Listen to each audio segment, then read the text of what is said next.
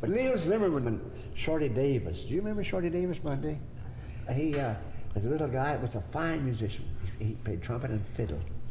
So Zimmerman used to come to the garden every day. He enjoyed being around the band, hearing these things played. So he come to me one day and he says, listen, I want to talk to you.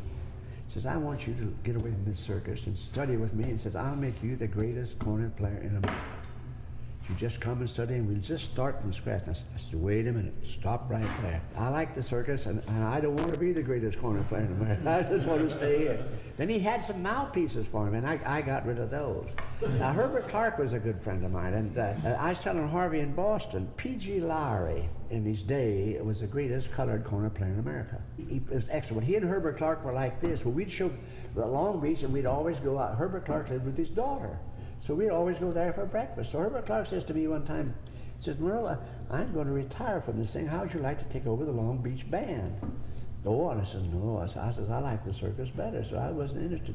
And I still have the letter that he wrote me, want me to come out and visit him and stay at his house, and which I've kept all these many, many years, you see. Well, I used to hear in the wintertime from musicians at the circus years ago, 2,500 to 3,000 letters a year wanting jobs at the circus. But in those days, there were 35 or 40 circuits. I mean, there were 25 or 30 railroad shows, and besides the wagon shows and other people who would write. I had a guy come on one time from Kalamazoo's the town. So somebody disappointed, and I get these letters, and I read, now look at this cornet player. He says, if I don't play, close me right now, if I don't satisfy. Well, a guy come on to play the Madison Square Garden, and he was lost. He never did know where he was, so after the first 2 or 3 days, I said, listen, I'm going to let you work a week. Get enough to get your transportation back to Kalamazoo. So anyways, years go by, we go in there. And he used to always come and see me. He says, Merle, the best thing you ever done was when you sent me back home. He says, now I have the largest dry cleaning plant and so forth in Kalamazoo. He says, I got 8 or 10 trucks en route and everything else. So I done the guy a good favor, he said. But the circus was hard in those days because you had to parade. With our show, we played some pretty heavy numbers in the concert too. We did a lot of concerts. Who is the most colorful character that you've ever run into in circus life? There was a guy named Gabe Boone. He's never had the big show in his life. He was at the Clark, the Mighty Hague show, the Rose Killian show, those shows in Texas. He never got around, and he was a character. And he'd had a pair of scissors in his pocket and always wore a vest. Well, he'd been to those shows down through Louisiana and Mississippi and Arkansas. He'd see an old guy on the street, and he'd go up to him. He says, you remind me of my dear old father. He said, I have just a little of your whiskers, and he'd cut a little thread of it off, maybe so much, you see. He put it in his cigar box. He had a whole box full of these things. But the time I saw him, where he really blew up everything, in Homer, Louisiana, I was at the dramatic show in the wintertime, and he's wintered there. He's there that winter. So he'd hung around a saloon there. So those people would bring these oysters and these shrimp out of through those bars. They'd bring them up to Homer, Louisiana, and sell them. They had a guy in there. I was in there one day in this bar, and here's a guy had the most gorgeous mustache. He come way out there, sticking straight out. See, he was drunk, sitting over at this table real around, and Gabe Boone went over and cut half of this guy's mustache.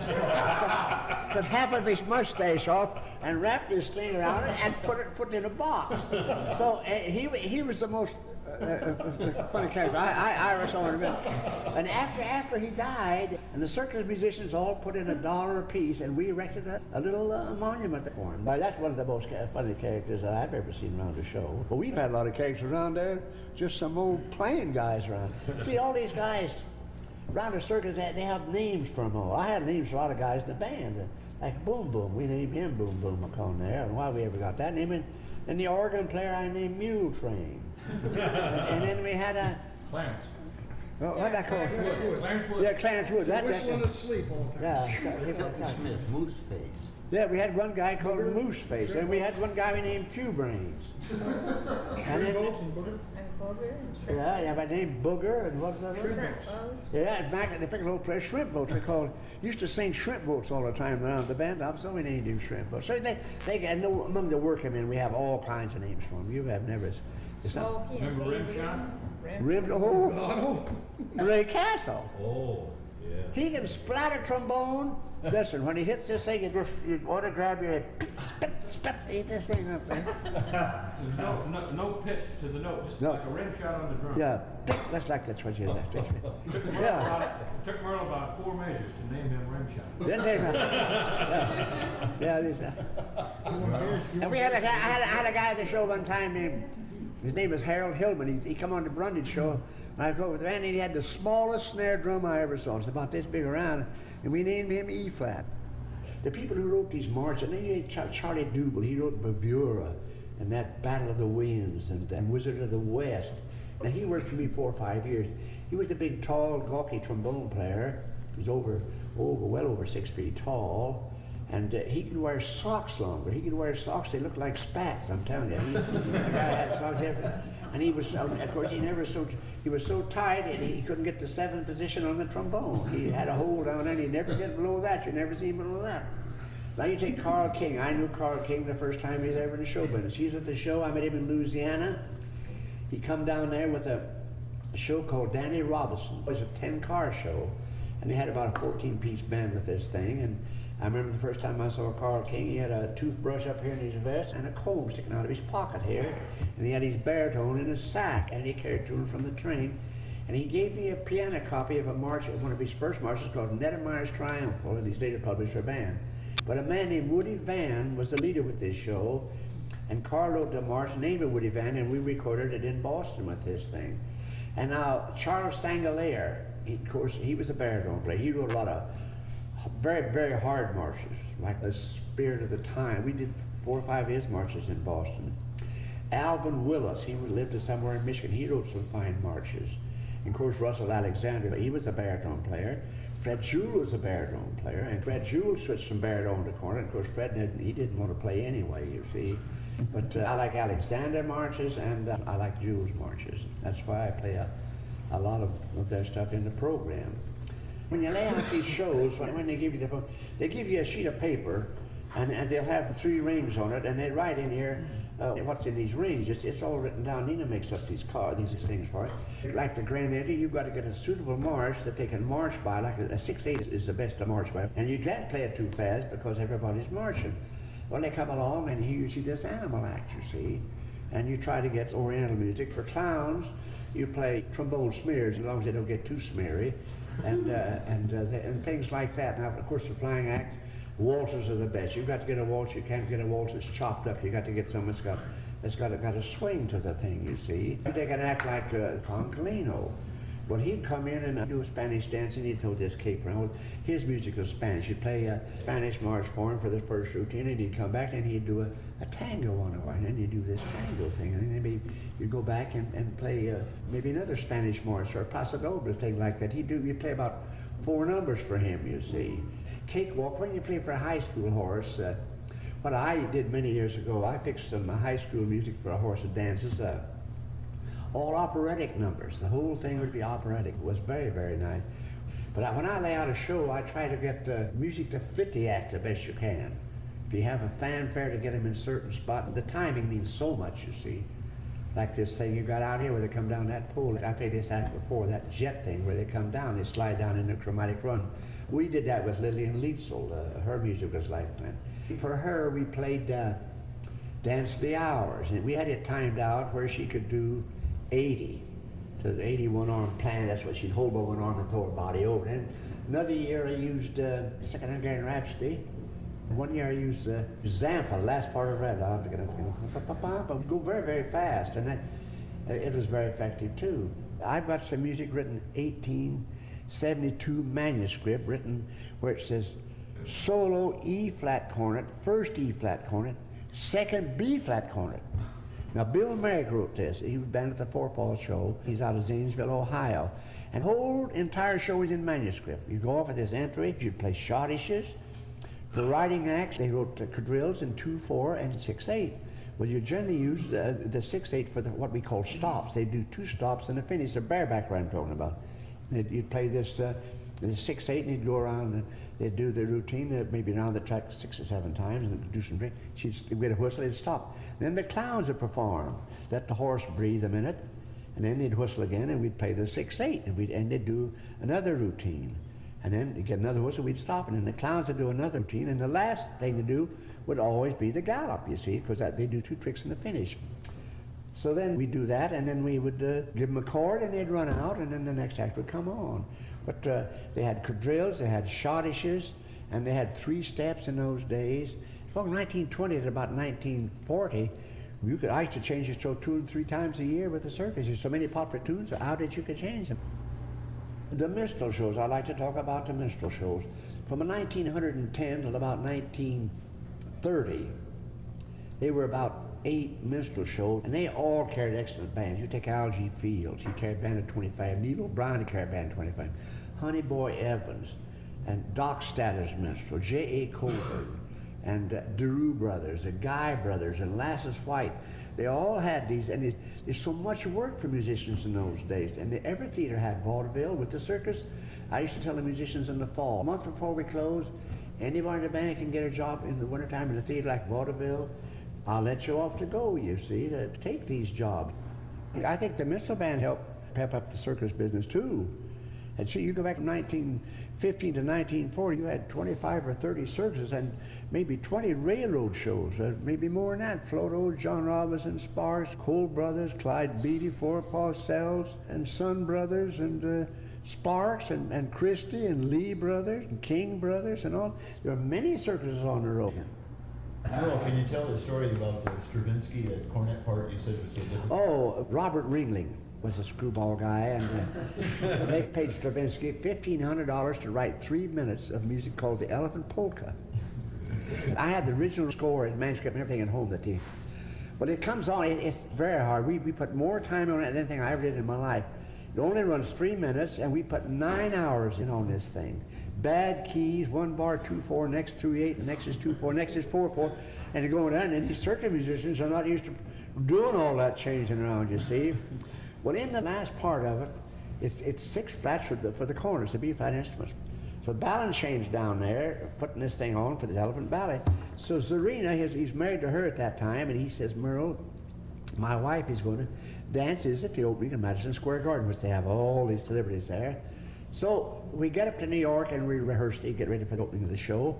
This was the night before. So now he says, Merle, he says, in this last part, this goes up to high D, D flat, dip up, very, because you do it very, very softly, because Zarina does such and such a thing like this. Christ, these guys have blowed for 3 hours. They've blowed their brains out now, you see. They wanted to play a high, a D flat now. Oh, I said, Jesus. I said, they can't do that thing. But that's the thing with him. But another thing, we paid Deems Taylor $4,500 to do the spec. Robert Englund did this, you see. Of course, Robert's an opera singer, and he didn't know, but, well, he says, what do you want, Deems? And so he says, well, I want 2 bass clarinets and 2 alto clarinets. 2 bass clarinets and 2 alto clarinets.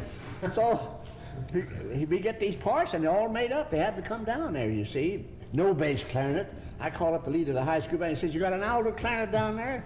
He says, yes. I want to borrow it, you see. Jim Slonge. You remember Jim Slonge? He was on the Susan on the clarinet, see.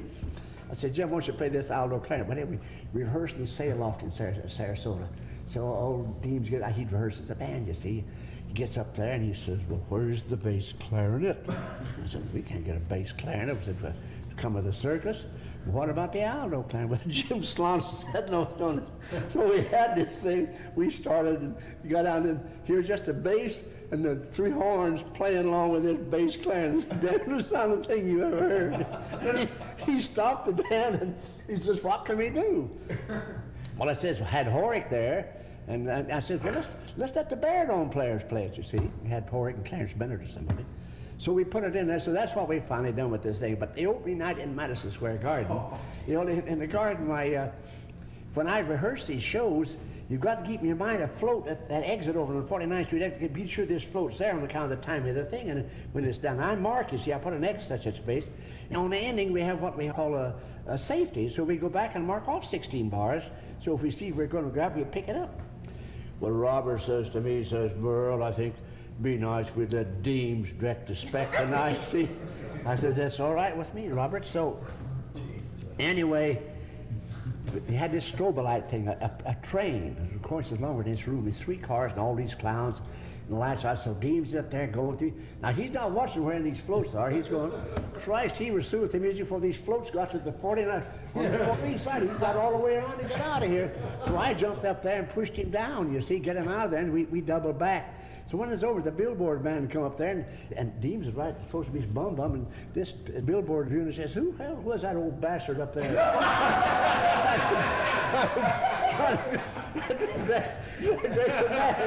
Direct the man, you see. And he got the $4,500, you see. But he was something. I'd like to talk now about some of the things we recorded with the New England Conservatory Band. The first number recorded in Boston was a march called Forest City Commandery. This is a march on the order of Enters the Gladiators, and I have used it for elephant acts and where we wanted a lot of brass and things. The next number, this Battle of Shiloh.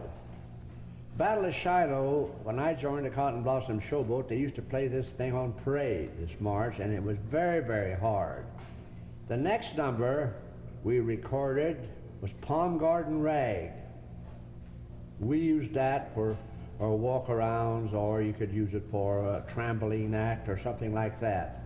March to Mecca was a march we used to use for wild animals like tigers and lions. We played this for Clyde Beatty, and I played it for Terrell Jacobs and Charlie Bauman and Alfred Court and many, many more. March High and Mighty. Fred Jewell wrote this for P.G. Lauer, who was the greatest colored cornet player of his day. This is a very hard march, and it's up in the air all through. Belford's Carnival, that's of Alexander. And of course we use this, I use this for several, like the Perch Act, and I use it also for Liberty Horses. One of our marches that they liked in Boston was a march called Neil's Fashion Plate. It is by Walt English, and Walt English was one of the old times bass players. I think he passed away in about 1917 or 1918, and he's buried in Denver, Colorado. About this march, English told me one time, and the trio, he played it on the Floto show in manuscript, so the clarinet player certainly wasn't much in the trio for the clarinet, so he says, this clarinet player said, why don't you write something for the clarinetist? So he said, give me that back. So he took the manuscript part back between shows and wrote out the clarinet part, which you will hear on the record. Trombone smear number 2, Farchet wrote that, and this is the best, I think, of the 3 trombone smears he wrote. And it's unusual. The trombones play more like the trumpets than they do like a trombone smear. Among the Roses, it's a waltz written by C.L. Barnhouse, and it's written along about 1900. It's a nice aerial waltz, or if you want some waltz for a slow act.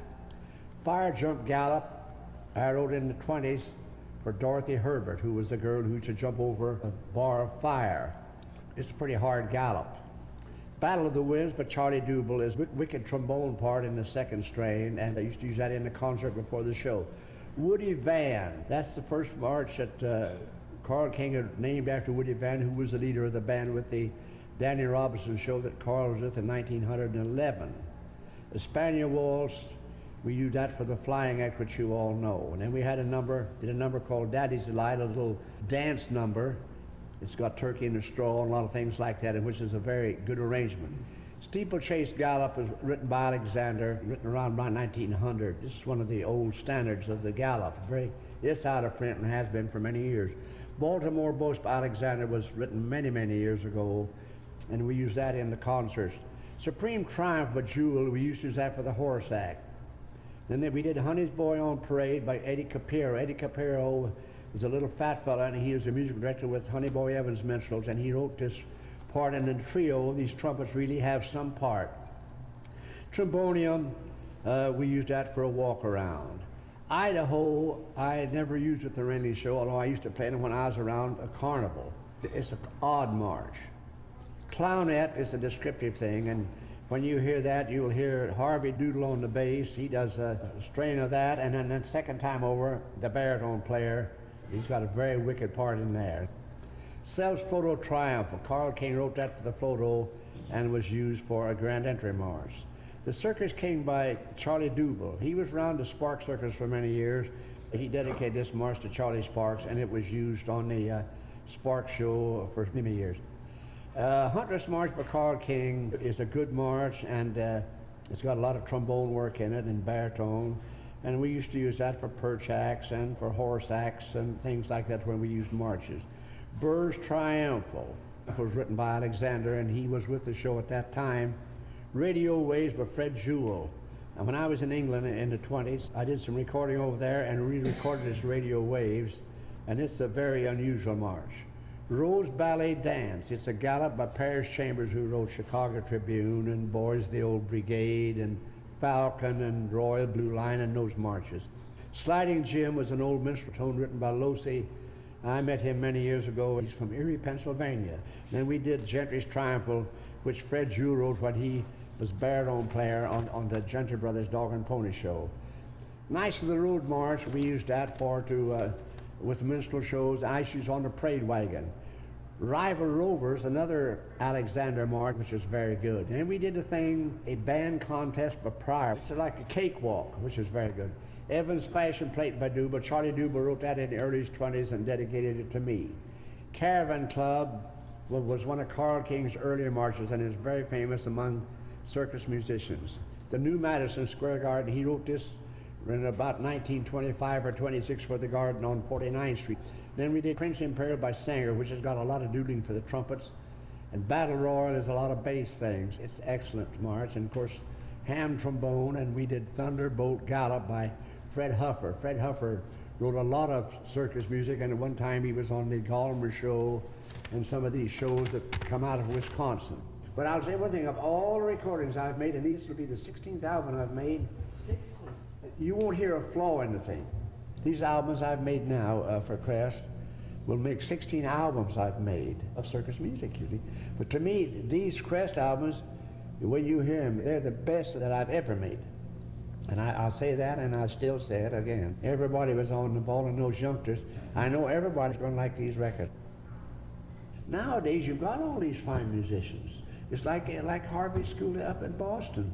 The band up there, it amazed me, and it still amazes me, because I've been in this business so long. Those youngsters could read this music up there. I've had lots of professional bands, and a lot of show bands couldn't even read this music, you see. That Batiste is sharp. I think the number that most of the musicians are going to talk about is going to be that Clownette.